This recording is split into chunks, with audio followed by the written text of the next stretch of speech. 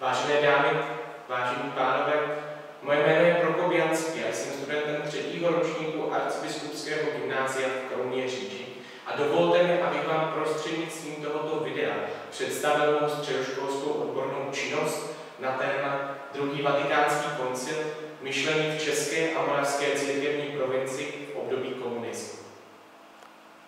Nyní bych vás rád seznámil, proč jsem si toto téma vybral a jaké cíle jsem si v úvodu psaní mé středoškolské odborné činnosti stanovil. S tématem druhého vatikánského koncilu, s tímto pojmem, jsem se v podobu mého studia na Arcibiskupském gymnáziu setkal pouze letu, ale už v tu chvíli mě začalo zajímat a začal jsem si studovat další literaturu, abych zjistil nové informace o této události. Milým zjištěním pro mě bylo také to, že si v letošním roce připomínáme 60 let od ukončení druhého vatikánského koncilu, který byl jednou z nejdůležitějších událostí v římskokatolické církvi ve 20. století. Zároveň jsem tuto práci také věnoval všem věřícím, kteří museli v období komunismu trpět pro svoji víru a pro svůj vztah s Bohem. V úvodu zpracovávání mé středoškolské odborné činnosti jsem si stanovil následující 4 cíle. 2 pro teoretickou část a 2 pro praktickou část. Pro teoretickou část to bylo vyobrazení vztahu církve a státu v období komunismu a také popis aspektů, které koncil ovlivňovaly. A to nejen z globálního hlediska, ale zároveň také z místního hlediska v obou českých provinciích. Pro praktickou část to bylo zjištění vlivu a dopadu koncilu na životy laiků.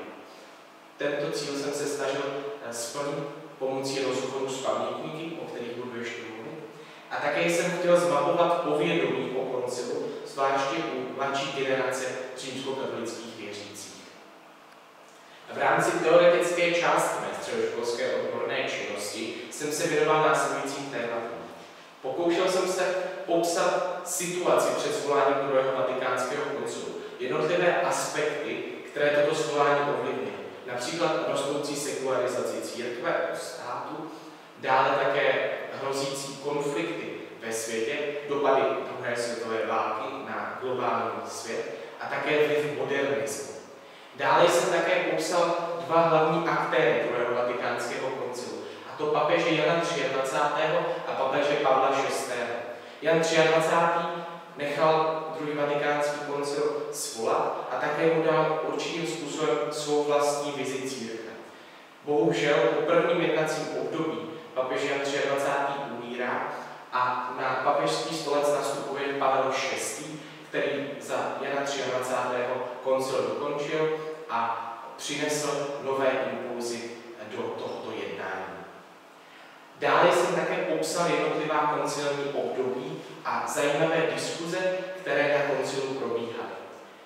Poté jsem shrnul závěry druhého vatikánského koncilu, provedl jsem rozbor jednotlivých dokumentů, které druhý vatikánský koncil přinesl a snažil jsem se popsat aspekty, které ovlivňovaly implementaci a přijímání změn a myšlenek, které koncil přinesl v obou provinciích na území České republiky. Také jsem se zaměřil na současnost, jakým způsobem žije církev v dnešní době s myšlenek druhého vatikánského koncilu a také popis toho, jak současný papež František uplatňuje tyto myšlenky v církvi. V praktické části mé středoškolské odborné činnosti jsem zpracoval následující 2 výzkumy. Kvalitativní, který byl zpracován pomocí strukturovaných rozhovorů s 13 respondenty, kteří se narodili před rokem 1950, tedy v době ukončení koncilu měli minimálně 15 let. Tito respondenti pocházeli z obou provincií a pro tento výzkum byly stanoveny 3 hypotézy. V rámci kvalitativního výzkumu jsem také uskutečnil rozhovor s profesorem Karlem Skalickým, který byl druhým sekretářem arcibiskupa Berana. V kvantitativním výzkumu jsem se věnoval hlavně povědomí mladé generace o konání druhého vatikánského koncilu. Tohoto dotazníkového šetření se účastnilo 217 respondentů a byly stanoveny 2 hypotézy. V rámci dotazníkového šetření byly stanoveny následující dvě hypotézy. Mladší generace římskokatolických věřících je velmi špatně informována o dění, změnách, myšlenkách a závěrech druhého vatikánského koncilu. A druhá, věřící považují za zásadní, aby byla v církvi prosazována myšlenka aggiornamento a myslí si, že by se měla církev pomocí změn posouvat a jít s dobou. Obě tyto stanovené hypotézy byly potvrzeny. Konkrétně u první bylo zjištěno to, že naprosté minimum mladých věřících ví, co druhý vatikánský koncil byl a co vlastně přinesl. A z tohoto vyplyne to, že by mělo být toto téma zařazeno mezi témata, která se probírají v rámci hodin náboženské nauky a také by mohly být v rámci římskokatolických farností uspořádány přednášky či workshopy na toto téma, kde by byly pokládány kritické otázky ohledně této problematiky.